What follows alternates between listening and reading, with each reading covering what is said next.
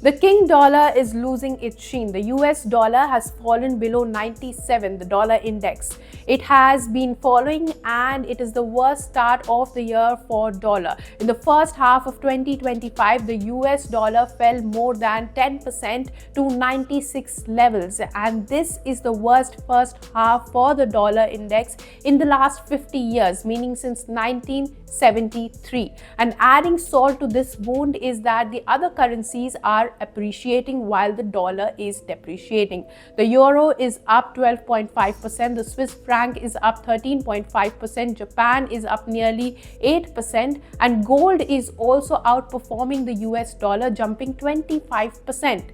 What is the dollar index? Why is it falling? What happens when it falls? And should you care? Let's understand. Now, this dollar index is the index of value of the US dollar relative to a basket of 6 top foreign currencies: the euro, yen, pound, Canadian dollar, Swiss franc, and krona.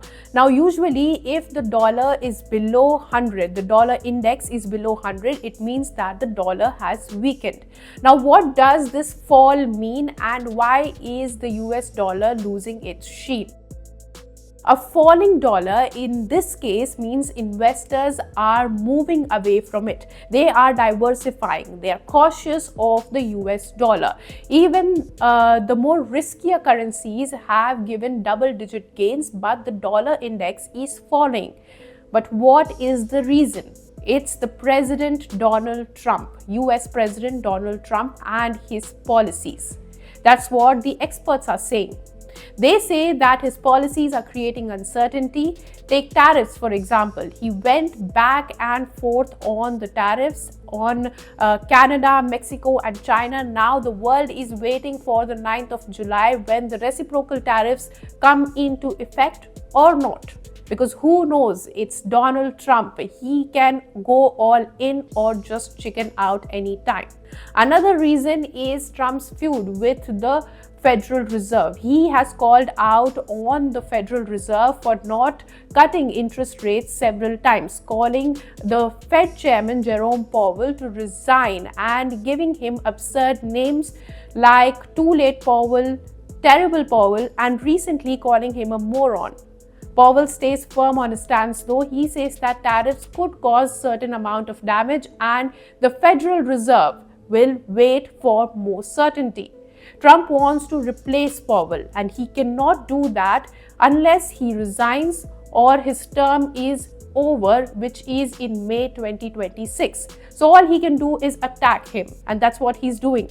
And another reason is America's piling debt, a ticking bomb. US has a massive debt of $36 trillion and the expenses are not going down. The interest payments on these loans will exceed $950 billion in 2025 as per Moody's. That's a big amount. Over and above this, the president wants to increase the debt ceiling by $4 trillion with the One Big Beautiful Bill, which as per estimates could add $3.3 trillion to the debt pile in over a decade. Now, what happens when the dollar falls? A weak dollar means the value of your currency is weak. So you may have to pay more for foreign goods, which can spike inflation and make goods costlier for the customers in the US. Second, the debt market or the bond market is impacted. In May 2025, Moody's lowered America's sovereign debt rating to AA1. This is a downgrade from AAA. AAA is a gold standard, meaning it is a safe investment, which the US held for a long time now, but just 2 months back, it has lost that title and the rating is downgraded. Now, this downgrade also means that investors are losing interest in the US bonds and its borrowings are now becoming costlier. The government's borrowings are becoming costlier, which means that US government will have to pay more interest on its loans. Now, how does it impact the rest of the world though? Around 58% of the world's foreign reserves are in dollars. The central banks across the world have diversified their reserves in gold, though. One of the major reasons for the spike in gold some time back was this, but still more than half of the world's foreign reserves are in the US dollar, and a depreciating dollar is not good for the world too now. Moreover, most US debt is also held by foreigners, and most of these are governments. Japan is the biggest holder of US treasuries at $1.13 trillion.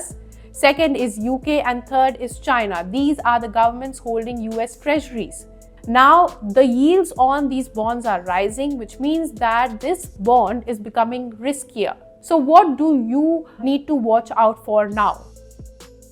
Well, today some important reports are coming out. The US employment report for June will be coming out today, so all eyes are on the jobs report. For more such news and views, keep watching ET Now. If you like this video, then like, share and subscribe to ET Now.